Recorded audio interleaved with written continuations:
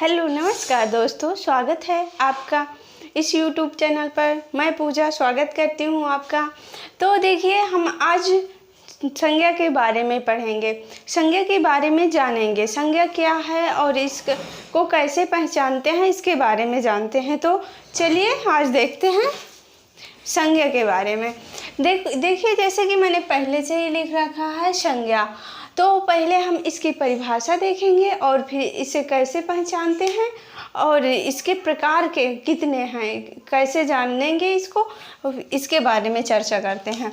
तो यहाँ पर लिखी हुई परिभाषा, किसी प्राणी, वस्तु, स्थान आदि के नाम का बोध ही संज्ञा है। इसे ऐसे भी कहा जा सकता है कि naming word, noun is naming word. मतलब कहने का तात्पर्य है कि कोई भी नाम, चाहे जो हमको दिखाई दे रहा है, उसे हम संज्ञा कहेंगे। यहाँ पर देख सकते हैं कि जैसे कि एग्जाम्पल के तौर पर लिख सकते हैं राम, श्याम और भी अन्य नाम लिख सकते हैं, जैसे कि गोमती। ये सब संज्ञा हैं। तो आप समझ रहे होंगे, यहाँ पर मैंने संज्ञा के बारे में लिखा है। मतलब संज्ञा क्या है, इसको मतलब कैसे जानेंगे। तो देखिए, सम और ज्ञा शब्द से मिलकर संज्ञा बना हुआ है, जिसका अर्थ है ठीक पहचान, जिसे मतलब अच्छी तरह से पहचानना, ठीक तरह से पहचानना ही संज्ञा है। अर्थ के आधार पर संज्ञा के भेद। अर्थ के आधार पर संज्ञा 5 प्रकार की होती है। कितने प्रकार की होती है? संज्ञा 5 प्रकार की होती है। तो पहला हो गया जातिवाचक संज्ञा, दूसरा व्यक्तिवाचक संज्ञा, तीसरा भाववाचक संज्ञा, चौथा समूहवाचक संज्ञा और पांचवा हो गया द्रव्यवाचक संज्ञा। तो चलिए इनके बारे में जानते हैं और फिर आगे चर्चा करते हैं। जैसे कि जातिवाचक संज्ञा, यहाँ पर जातिवाचक संज्ञा लिखा हुआ है, ये हमें संपूर्ण जाति का बोध कराता है। जातिवाचक संज्ञा क्या करता है? हमें संपूर्ण जाति का बोध कराता है। वो कैसे, ये भी देख लेते हैं। तो यहाँ पर जैसे लिख के रखा हुआ है कवि, स्त्री, नदी या देश, ऐसे ही अन्य उदाहरण भी हैं, लेकिन हम इनसे ही संज्ञा के बारे में जानेंगे। तो यहाँ पर ये कवि लिखा हुआ है। तो कवि क्या है? कवि एक जातिवाचक नाउन है, जातिवाचक संज्ञा है। वो कैसे? जैसे कि तुलसीदास, मीराबाई या फिर जयशंकर प्रसाद, महादेवी वर्मा, ये जो जितने भी मतलब कवि हैं, उनके बारे में जो एक साथ मतलब उनकी पूरी जाति के ये सभी कविताएं लिखते हैं, तो इनको एक कैटेगरी में रखा गया है, जिसे जातिवाचक संज्ञा कहते हैं। तो यहाँ पर इसका तात्पर्य ये हुआ कि ये सब जातिवाचक संज्ञा के अंतर्गत आ जाएंगे। ऐसे ही स्त्री भी एक जातिवाचक शब्द है।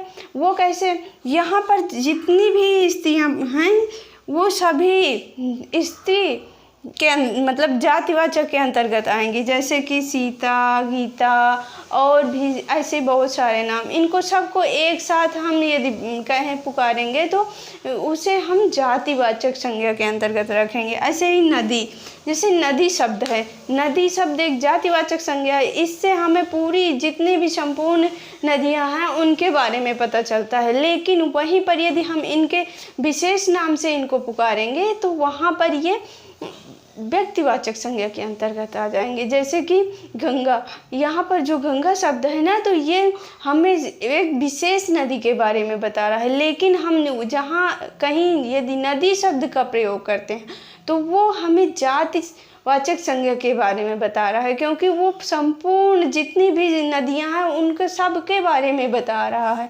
ऐसे ही जैसे देश शब्द लिखा हुआ है, तो देश शब्द जो है ना, वो जातिवाचक संज्ञा के अंतर्गत रखेंगे। जैसे भारत और श्रीलंका,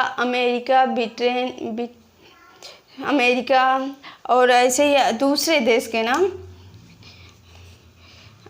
तो ये जो हैं, ये पहले तो व्यक्तिवाचक संज्ञा के अंतर्गत आएंगे। लेकिन यदि हम देश कहें, मतलब एक साथ सारे देशों को मिलाकर यदि पुकारा जाए तो उन्हें देश के अंतर्गत रखा जाएगा। ऐसे ही पहचान रहे होंगे आई होप डाउट क्लियर हो। और दूसरा, अब यहाँ पर हम दूसरे जो संज्ञा का प्रकार है उसको देखते हैं। तो देखिए यहाँ पर मैंने लिख रखा है व्यक्तिवाचक संज्ञा। व्यक्तिवाचक संज्ञा क्या है? व्यक्तिवाचक संज्ञा जो किसी वस्तु, स्थान या व्यक्ति वस्तु स्थान के नाम का बोध कराए, जो मतलब विशेष व्यक्ति, एक पर्टिकुलर नेम को मॉडिफाई करे। जैसे कि यहाँ पर नाम का बोध मतलब क्या है, इसका कहने का मतलब क्या है, ये समझे।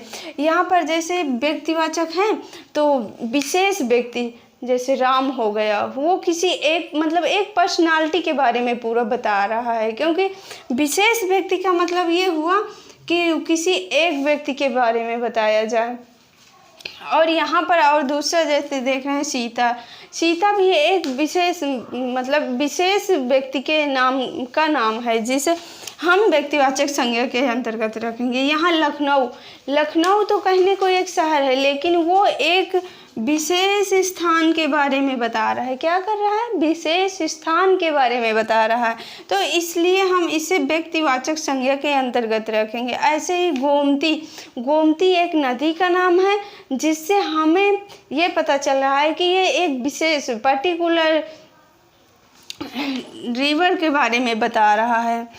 तो हम ये देख पा रहे हैं कि व्यक्तिवाचक संज्ञा क्या है, जो हमें किसी मतलब किसी विशेष नाम का बोध कराए, उसे हम व्यक्तिवाचक संज्ञा कहेंगे। ऐसे ही तीसरा प्रकार जो है हमारा वो है भाववाचक संज्ञा। भाववाचक संज्ञा का क्या तात्पर्य है?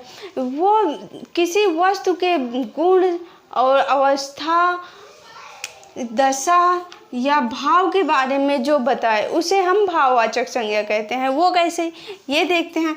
जैसे यहाँ पर भाव, किसी के भाव का पता चले कि वो कैसे, मतलब जिसको हम ना तो देख सकते हैं और ना छू सकते हैं, लेकिन उसको फील कर सकते हैं, हम महसूस कर सकते हैं, तो उसे हम भाववाचक संज्ञा के अंतर्गत रखेंगे। जैसे प्रेम, प्रेम एक ऐसा शब्द है जिसे ना तो हम देख सकते हैं और ना छू सकते हैं, लेकिन हम उसे महसूस कर सकते हैं।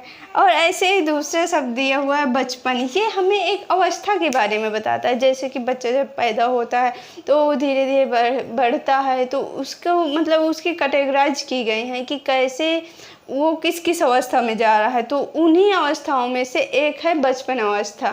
तो ये हमें अवस्था के बारे में बता रहा है, जिससे कि हमें भाव का पता चल रहा है।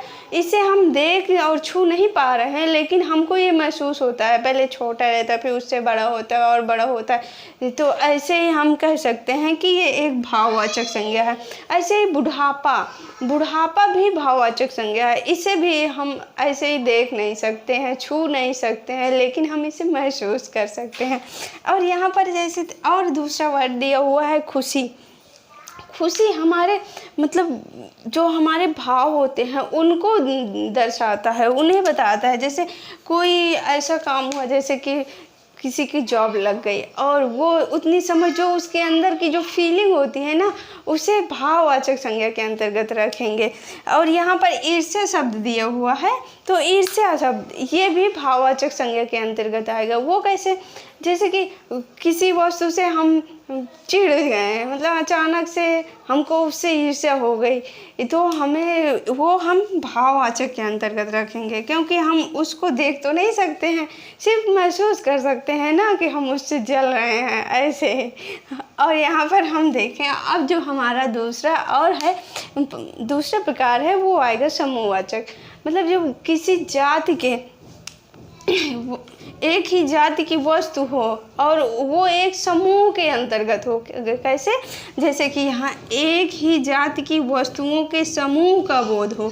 मतलब कि जैसे कोई चाबी है, उसमें मतलब बहुत सारी चाबियाँ हैं और उसको एक साथ एक गुच्छे में रखी जाए, तो उसे हम समूहवाचक संज्ञा के अंतर्गत रखेंगे। मतलब कहने का ये है कि हम चाबियों के गुच्छे को समूहवाचक संज्ञा कहते हैं। ऐसे बहुत सारे उदाहरण, जैसे कक्षा, कक्षा जो विद्यार्थी होते हैं उनका एक समूह होता है, उसे हम कक्षा कहते हैं। और ऐसे ही दल, जो मतलब बहुत सारे लोग किसी काम करने जा रहे हैं और वो एक साथ हैं तो वो दल के अंतर्गत आएगा। और परिवार भी एक समूहवाचक संज्ञा है, क्योंकि ये कई सदस्यों से मिलकर एक परिवार का निर्माण होता है। ऐसे ही अब जो हमारा लास्ट प्रकार है वो है द्रव्यवाचक संज्ञा। तो द्रव्यवाचक संज्ञा क्या है? इसको ऐसे बता सकते हैं जैसे कि जिसे हम माप तौल सकें, जिसे मतलब गिना ना जा सके, उसे हम द्रव्यवाचक संज्ञा के अंतर्गत रखेंगे। कैसे? माप तौल, जैसे कोई लिक्विड हो गया, उसे हम माप तौल तो सकते हैं लेकिन हम उसे गिन नहीं सकते। जैसे पैसा होता है ना, उसे हम गिन सकते हैं, लेकिन वहीं पर यदि सोना या चांदी या घी हो गया, तेल हो गया, तो उसे हम गिन तो नहीं सकते ना। हम उसे सिर्फ माप तौल ही सकते हैं कि ये कितने किलो है, कितने ग्राम है, इस तरह मतलब हम उसे बता सकते हैं। तो उसे द्रव्यवाचक संज्ञा के अंतर्गत रखेंगे। अब देखते हैं कि संज्ञा की पहचान। अब हम संज्ञा की पहचान कैसे करें? तो जब हम संज्ञा का कोई वाक्य दिया हुआ है तो उसे कैसे पहचानें, इस बारे में जानते हैं। जैसे यहाँ पर मैंने लिख के रखा है, क्रोध इंसान को पागल बना देता है।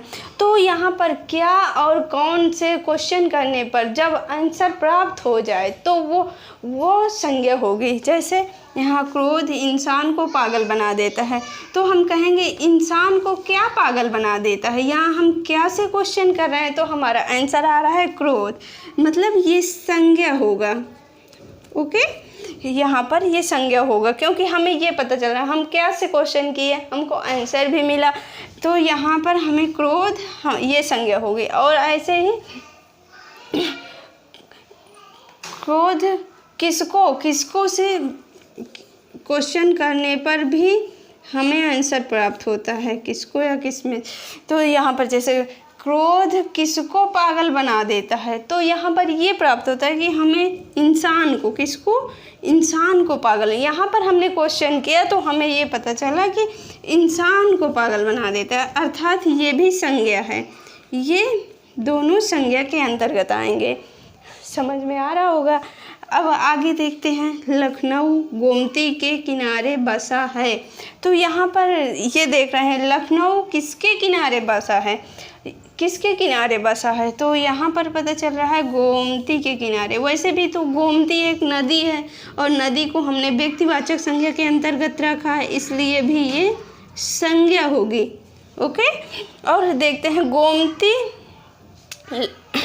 किसके किनारे बसा, लखनऊ गोमती के किनारे बसा। और यहाँ पर ये जो लखनऊ शब्द है ना, ये भी संज्ञा के अंतर्गत, क्योंकि ये एक विशेष नाम है, मतलब ये व्यक्तिवाचक संज्ञा है, इसलिए भी ये संज्ञा होगा। तो आई होप समझ में आया होगा। आज के लिए इतना ही। यदि वीडियो पसंद आए तो लाइक, सब्सक्राइब और कमेंट कीजिएगा। Thank you.